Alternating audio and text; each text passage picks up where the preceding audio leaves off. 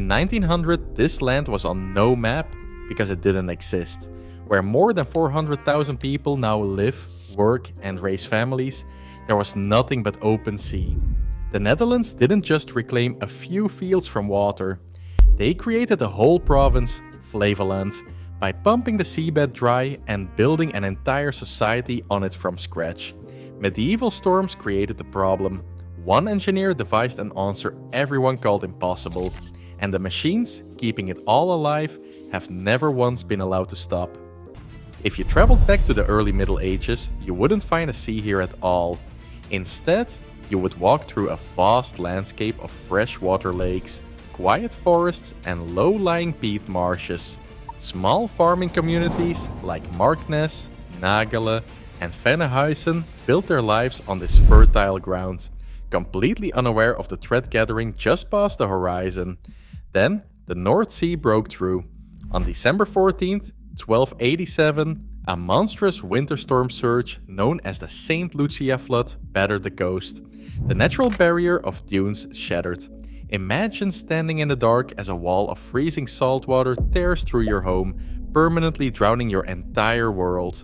Over 50,000 people perished in a single night. The wound on the map only grew. In 1421, the St. Elizabeth's flood struck another devastating blow, swallowing more land and widening the gap. What was once a network of peaceful inland villages became the Zuiderzee, a violent, brackish sea that would terrorize the nation for centuries. The land didn't just flood, it vanished. How do you recover a country when the earth itself has been swept away? On the night of January 13th, 1916, a violent storm surge battered the Zuiderzee dikes, pushing freezing water deep into North Holland. In the pitch black, the earthen defenses disintegrated. The island of Marken and the streets of Amsterdam North became raging channels. Families scrambled onto rooftops and makeshift rafts as the howling wind tore through their wooden homes.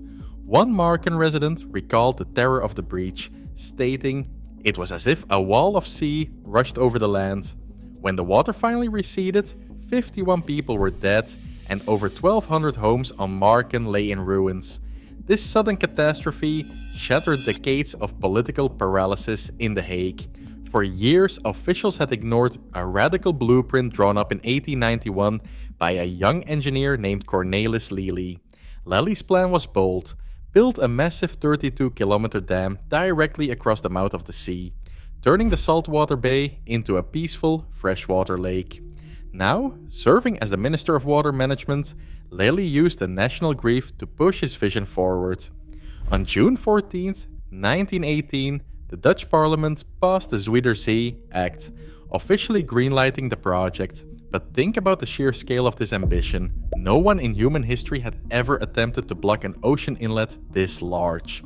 Could a nation still recovering from disaster actually pull off the greatest engineering gamble of the 20th century? To understand the scale of what Cornelis Lely proposed, you have to look at the chemistry. His plan wasn't just to build a wall, it was to let rivers dilute the trapped salt water until the sea became a massive freshwater lake, then pump the seabed dry. Outside the Netherlands, experts scoffed. British journals called it a fantasy of continental engineers, while American societies declared a sea-closing barrier of this size an absolute engineering impossibility. Domestically, the pushback was even fiercer.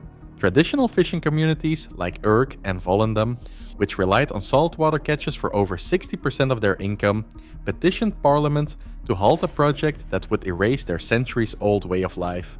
For 25 years, Parliament rejected the proposal, paralyzed by the cost and the sheer defiance of Neer.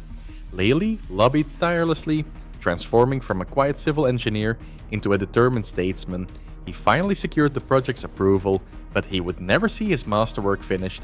Lely died in 1929, leaving behind a blueprint that many still believed was a recipe for catastrophe.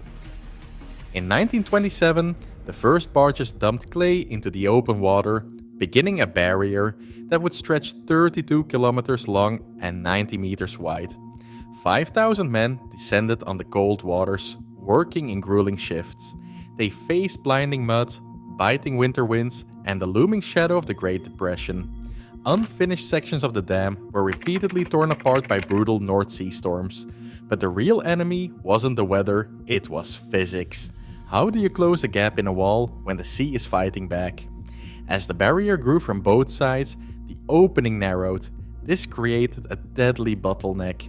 The massive volume of water that used to flow freely was now forced through a tiny space, making the tidal currents run faster and more violently with every passing day. The final gap, known as the Vleeter, became a roaring flume of white water, threatening to wash away the very foundations of the project. On May 28, 1932, a fleet of ships worked desperately against the clock, dumping tons of heavy clay and rock directly into the raging current.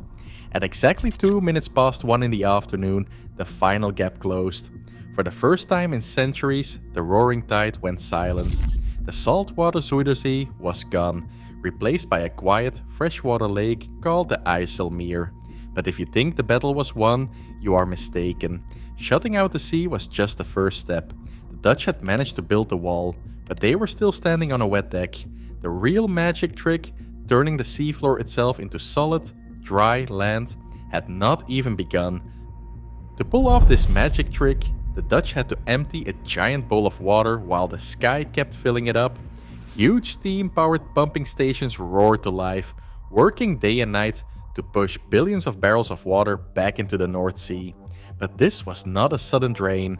The water level fell agonizingly slow, just a few centimeters every single day, exposing a slimy bed of mud. Imagine standing on the edge of the old coastline, watching the horizon slowly change. As the water retreated, a completely silent world emerged. Think about this. You are walking out onto ground that has been buried under salt water for thousands of years. You are taking the first human footsteps in history on this specific patch of earth. What would you find lying in that fresh cracked mud? What secrets had the sea been keeping? The answer is a massive graveyard.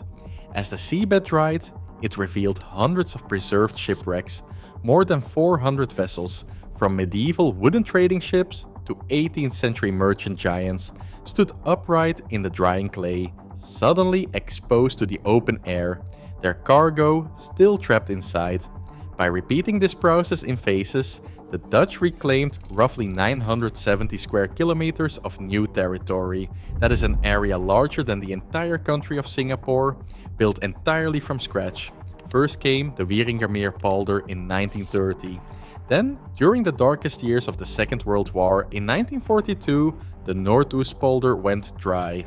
Eastern Flevoland followed in 1957, and Southern Flevoland was cleared of water in 1968. Where fish once swam, tractors now crawled across endless fields of wheat, growing food for a hungry nation. The Dutch had redrawn the map of Europe, but they were about to learn that what the hand of engineering can build, the hand of war can destroy in a single afternoon. On April 17, 1945, with the Second World War in its final weeks, retreating German forces did the unthinkable. They packed the Wieringermeer dike with explosives and blew it apart in 2 places. There was no strategic justification. It served absolutely no real military purpose. Yet, within hours, fresh water from the IJsselmeer roared through the gaps, swallowing 20,000 hectares of reclaimed farmland. Decades of grueling human labor vanished under 15 feet of water. Streets turned into canals, and 7,000 residents fled for their lives as 80% of the polder's buildings were destroyed. The flooded polder was a brutal reminder that this was never a one-time victory. But look at how the Dutch responded. Just weeks after liberation, with their country still in ruins, engineers mobilized. They began repairs on May 24th, sealed the massive breaches by August, and immediately fired up the pumps. By December 11th, 1945, only 7 months after the final German surrender, the polder was entirely dry once again. By the following spring, over 200 families had already returned to cultivate the soil. They proved to the world that what the sea or war took away, they would simply claw back. Imagine stepping onto Earth that has been underwater for thousands of years. In the Noordoostpolder, drained in 1942, and later Eastern and Southern Flevoland, the Dutch had to build a society out of absolutely nothing. There were no roads, no power lines, no schools, and no drinking water. Just miles of salty, cracking clay that crunched under your boots. But you couldn't just move here. The government instituted a ruthless selection process known as the Terveen model. Out of 2,500 hopeful farming families who applied to settle the seabed, only 1,300 of the absolute healthiest, most capable applicants were chosen. They were handpicked to run state-designed plots, becoming the blueprint for an engineered community. If you survived the cut, your reward was a blank slate of grey mud, a shovel, and the monumental task of turning the bottom of the ocean into a hometown. Look around this landscape today. Those endless muddy plains are gone. In their place stands Lelystad, a modern capital named in honor of Cornelis Lely. Nearby, the soaring city of Almere rises directly from the seabed, built on the exact spot where merchant ships once sailed. On January 1st, 1986, the Dutch parliament officially christened this reclaimed territory as Flevoland, the 12th province of the Netherlands. Today, more than 400,000 people sleep, work, and raise families on the ocean floor. It looks completely normal, it feels perfectly safe. But can you ever truly own a home that the sea wants back? The truth is, Flevoland is an illusion. Most of this province lies far below the waves, with its lowest points sinking 5 to 6 meters below sea level. If you turned off the power right now, the sea would slowly reclaim it all. To prevent this, the Zuiderzee Regional Water Authority operates an invisible, mechanical heartbeat. A network of 24/7 automated pumping stations, real-time sensors, and satellite monitoring works constantly while 400,000 residents sleep.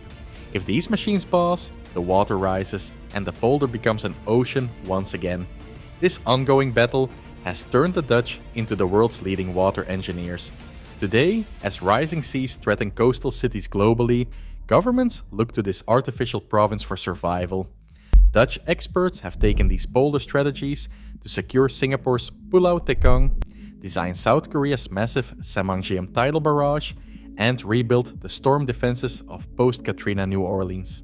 The technology born on the old seabed is now the global blueprint for defending humanity's future. We must decide, do we fight nature or do we learn to negotiate with it? Subscribe for more stories of how humanity shapes the world. Today, Flevoland stands as a monument to human will, but its existence remains a daily negotiation.